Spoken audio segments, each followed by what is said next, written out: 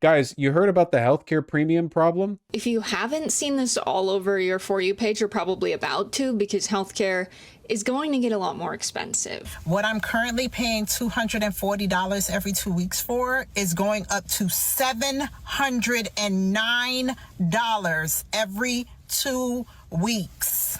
People are noticing how much their premiums are going up, and they're not happy. Last year, for me. So for a rundown for people who are either too young or inexperienced, like if you're American and you're under 26, you have the ability to stay on your parents' healthcare. If you're non-American, you don't have to deal with our system. Let me explain to you how this works, okay? So due to executive greed, administrative bloat, and a whole bunch of inefficiency, every single healthcare procedure that you can get in this country costs $1 million. The price is often completely detached from reality. It can vary from place to place, but you can't know beforehand. You basically just go for any procedure, and it's a mystery bill that you'll get later. And sometimes, depending on what exactly you've had done, the mystery bill is exorbitantly high.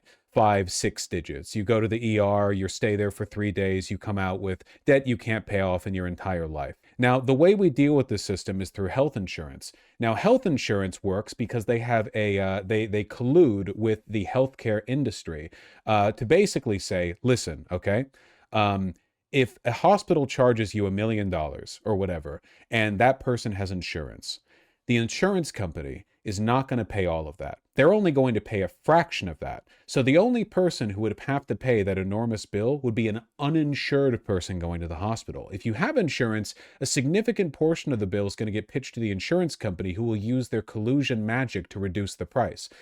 Basically, it's infinity dollars unless you have insurance. But of course, usually insurance doesn't cover everything. They just cover a portion. So, you know, between the premiums and the deductible and everything, you're still going to end up paying a lot of money, even if you do have insurance in a lot of cases, right? So now the insurance companies, they're making a lot of money from this arrangement. So are the healthcare, providers like hospitals, but the health insurance companies want more money. So they want to charge you exorbitant rates for your health insurance, $1,000 a month. Not that unreasonable, right? I mean, it's almost as much as your rent would have been a decade ago. They want to charge you all the money that you have, basically. Why? Well, because from a capitalist perspective, health insurance is an inelastic demand. You need to be able to access a doctor no matter what. It doesn't matter how healthy you are even. You could get in an accident. Everyone needs it. And there are basically no market restrictions on how much an insurance company can charge. At least there weren't. We'll get to that. The cap's off, okay? They can charge you as much as they want. So the only thing that kept health insurance affordable for a lot of people was there was a provision in the ACA that had the government pay a portion of healthcare premium costs if you make under a certain amount of money. It basically capped what percentage of your income you would spend on health insurance. I believe it capped it at, 8%? Yes, the government pays. So it's basically tax dollars directly to the insurance companies. That was the best Obama could come up with. It was a pro-insurance company solution that doesn't change the amount of money the insurance companies make at all. In fact, the insurance companies make even more money because the ACA also onboarded everyone into insurance, even poor people who don't have to pay for their premiums because the government covers it. Now those people are on insurance, which means the government is paying the insurance companies for your premium. So the only law here is that insurance companies get to make infinity money. That's the only rule here, all right? The government's the one paying the money out. The reason the government is shut down right now is because Republicans are arguing that they no longer want to pay those tax credits. They no longer want to subsidize the cost of health insurance premiums for people who aren't making enough money that they don't reach that cap, So I think it's like people making $160,000 a year or less, something in that ballpark. Those are the people who benefit from these deductions. These are the people who benefit from this government program. It's a lot of money, So as a consequence of the government shutdown over this spending, people are now seeing their insurance skyrocket to the point that it would be without the government paying down the cost. It's basically like the worst system imaginable being made even worse. You know what I mean? I don't know. It's like you had a problem with an overflowing septic tank, and the best solution that you could think of to deal with it would be to pay a guy exorbitant amounts of money to go down into the septic tank and eat it and eat the excess feces. And now that guy's you're not paying him anymore, and now it's starting to overflow. Like a system that was horrific from the beginning is now tipping over itself and being made worse. Beautiful analogy. Thank you. Yes, it's like that, except of course American healthcare is actually far more horrific than any, a hyperbolic person eating poo joke analogy. A lot of people get hurt, Tens of thousands of people die every year from undercoverage or from being unable to pay for what the procedures they need would cost. Not to mention the overall excess mortality, the people who don't get preventative care, meaning that these conditions blow up and turn into serious chronic ailments that cost more to deal with than they would have if you had had the preventative care to begin with. How do other countries with better healthcare deal with it? They don't do anything like what we do. We're like the only guys that do this, okay? We're very unique. We have the worst healthcare outcomes for the amount we pay by far. Hugely anomalous. Hugely anomalous. So anyway, that's where we're at. It would have been $100 to $120 a month. I'm looking at the health premiums for this next open enrollment. $400. Just for me, no spouse, no kids. So why are premiums going up? For anyone who buys a healthcare plan off the marketplace, there's been this policy to cap your premium based on how much money you make. It kept insurance premiums below 8.5% of your annual income at most. So people making under about $23,000 paid near zero for insurance premiums. But that policy is going away. There's no health care for us. There's no doctor, there's no dentist, there's no gyno. Oh my God, I'm about to cry. It's expiring at the end of 2025, and I don't buy my insurance from the marketplace. I honestly don't have great health insurance, but if I did, my premium would be going up around $270 thanks to the GOP.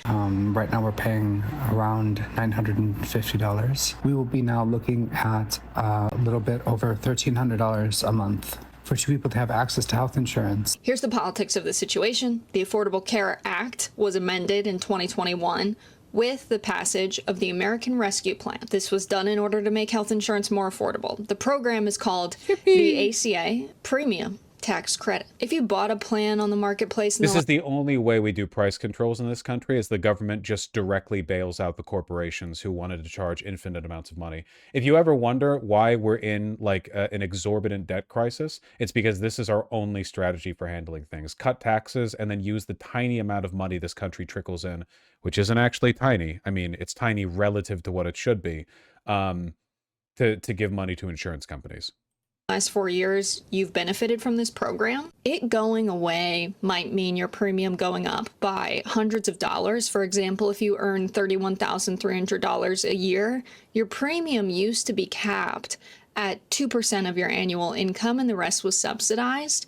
Now, as this program expires, that bracket is set to pay $250 to $1,205 a month, depending on what state you live in. Democrats are fighting to keep this tax credit that lowers monthly premiums in place. The thing is, like, I'm not even in favor of the tax credit, because the tax credit is like a direct acknowledgement by the government that any price can be charged by insurance companies. The government will just cover the cost, Like, it's just free money, just no market condition lowering the price. There's no like competitive force or whatever. It's literally just one-to-one. Like, here you go. Free money. I'm not in favor of the tax credit. It's very, very expensive. Tens of billions every year just given to insurance companies. Just given. But Republicans are refusing to play ball. They would rather let the government shut down than do their job and come up with a plan to make healthcare affordable in America. If you don't like this one, come up with something else. And it makes sense to make it affordable, right? Because people will pay an endless amount of money to stay alive, probably. So the government stepping in and regulating this industry just makes sense policy-wise. On top of all of this, because we live in America, health insurers are raising premiums by 18%. I've heard 26%, actually. Because if healthcare prices are going up, they might as well make even more money. Yeah, they're raising it on top of the reduction of the subsidies because they want more money. An open enrollment for the Affordable Care Act is now started, and some may be shocked by the prices for 2026. Switzerland also has huge healthcare problems. We have similarly overpriced in private healthcare as the US. No. In this respect, I am going to unironically plant my feet firmly in the dirt and defend my American exceptionalist take. I promise you, we're worse. You have no idea. It's one of those things where you can say an endless amount of bad shit about America, and we will never be overstating it. There's no other country in the world that even comes close to the disproportionate relationship between the availability of money and the low quality outcomes. Certainly, there are countries with worse healthcare, but those are countries where there's no money for the healthcare. You know, I'm sure in it's probably worse in Nicaragua, maybe Madagascar. I don't know. It's pretty bad here. Maybe it's Somalia. It's got to be worse in Somalia, man. Experts say that insurance is rising, and that number could skyrocket for low-income families if lawmakers don't extend federal subsidies that cut their costs. Jen Sullivan explains just how much more you could be paying for health insurance. The government shutdown is now in its second month. What At is the that center audio? of the battle on Capitol Hill, healthcare subsidies that make insurance more affordable for millions of Americans. Those tax breaks, though, are set to expire. Democrats want to see them extended. Ripping healthcare away from millions of Americans is unpopular. More than 24 million people have health insurance through the Affordable Care Act, also known as Obamacare. And roughly 92% of enrollees receive federal tax credits to help lower their monthly costs. Renewing the subsidies would cost $35 billion every year for the next 10 years. Many Republicans Maybe we should stop giving money to the insurance companies. I just wanted to spread awareness, the fact that there are lots of other countries where healthcare is also privatized. Yeah, but private healthcare isn't that uncommon. Again, like this is a uniquely situation here. If our healthcare system was imposed upon your country, all of your people would die instantly. It would be like giving a Sprite to a 16th century English peasant boy, you know? You haven't acclimated to it. You would die immediately. You would have no defensive. We Americans, as bad as it is over here, you know, we have a kind of natural resistance, like sickle cell anemia. It helps with the malaria. You know, it's all we can help to do, right? But you would be obliterated. The first time, if you were on an American HMO, the first time that you waited 2 months for a referral to go to a private practice specialist for a basic ass problem that you have with your, like, I don't know, foot or something, and then you got the bill and found that an in-network, in-practice procedure that took 15 minutes now cost you $2,000 after your gold plan that covers 80% of the cost did their work, that you pay $700 a month for? Woo! say they won't negotiate the subsidies question until enough Democrats approve a spending bill to reopen the government. Get this thing open. We have shown in good faith that we will do the appropriations process. Regardless of subsidies, the cost of health insurance through the Affordable Care Act will jump. KFF, a nonprofit focused on health policy, recently looked at monthly costs for healthcare coverage and found ACA insurers are raising premiums by roughly 26% next year. But if you take away subsidies on top of the increases, the costs will be even higher. We're expecting that on average, premium payments are going to more than double. That's a 114% increase. KFF says average monthly premium costs could go from $888 to as much as $1,904 in 2026. What do you do for insurance? I'm uninsured, but I can't afford insurance. That's a joke. I could. I'm not insured. I get by being simply built different. I channel the probability waves so that every time I go outside, I don't get like hit by a car or something. People who are sitting at home in Massachusetts right now, looking at their new healthcare premiums and trying to decide between healthcare and rent. Federal tax credits are set to expire at the end of the year. Yep. Well, they're not, because the government shut down. They're not here at the moment anyway. So, Stacey Cox used one word repeatedly as she described how she felt after learning her ACA premium could jump over 300% without the enhanced tax credits. Devastating. Cox's premium this year had been $495 for coverage for her and her husband. Without the credit in 2026, she was informed it's increasing to $2,168. The American affordability crisis for you. You know, people talk about, well, we can escape the expensive rent. Just go live in like some bumfuck town in the Midwest and do a remote work job. All right, how you escaping this one, buddy? Rural hospitals closing like hotcakes? Yes, well, that's a saving grace. You can't be overcharged for medical procedures that you can't access anyway. So actually, it's just a wise bit of financial prudence. You know, if we shut these rural hospitals down, poor rural people won't even have the ability to permanently indebt themselves by getting, like, I don't know, their wisdom teeth removed or bullet removed from their chest, you know? Anyway, in terms of like politically devastating developments, this is probably going to end up being far worse than the SNAP payments. SNAP payments aren't all that much. Couple $100s a month, but this would be a difference of, for some people, multiple times that. Also, states don't have the ability to pay for these subsidies the way that they can with SNAP. Also, unlike SNAP, which affects, I think, 42 million Americans benefit from SNAP. Most Americans benefit from these ACA premiums, correct? Well, hold on. If you get your insurance through your workplace, you don't. It's only if you enter the marketplace yourself. Actually, hold on. How many Americans get health care through marketplace? Actually, not as many as I thought. I thought it would be more than this. About 24.3 million Americans have healthcare coverage through the ACA marketplace as of early 2025. It's probably because I'm a live streamer, so in my mind, like, you know, who gets their insurance from the business they work for, you know? That's crazy. But I do think 24 million people is still a large number of people, I think, in my opinion. I could be wrong on that. Indirectly, everyone benefits, though, because even the worst form of price controls are still price controls. That's true. That's true.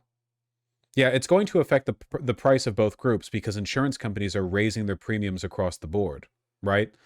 They're going to it's going to get more expensive for companies to provide healthcare to their employees, which means that more of them are going to drop that from their benefits package.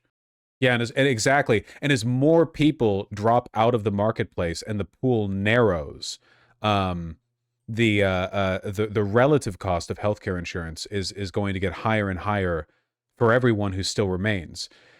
Like a big factor right now, for example, is more and more young people like me, right, relatively young, are not getting health insurance at all because it's a scam with how expensive it is, and because they aren't being provided it from their workplaces, which means that a greater percentage of the pool of people with health insurance are the elderly and the sick, people who need it. And because insurance is fundamentally gambling, if more of a greater percentage of the people who are on their health insurance are people who are higher risk, they have to raise the premiums across the board to pay for it. I mean, they could pay for it either way, but they're greedy, so they want to, you know how it is. Yeah, you do still pay a portion of pre-tax income to health insurance. It's really, man. I don't know how the country is going to make it through this. It does feel like the chickens have come home to roost a little bit.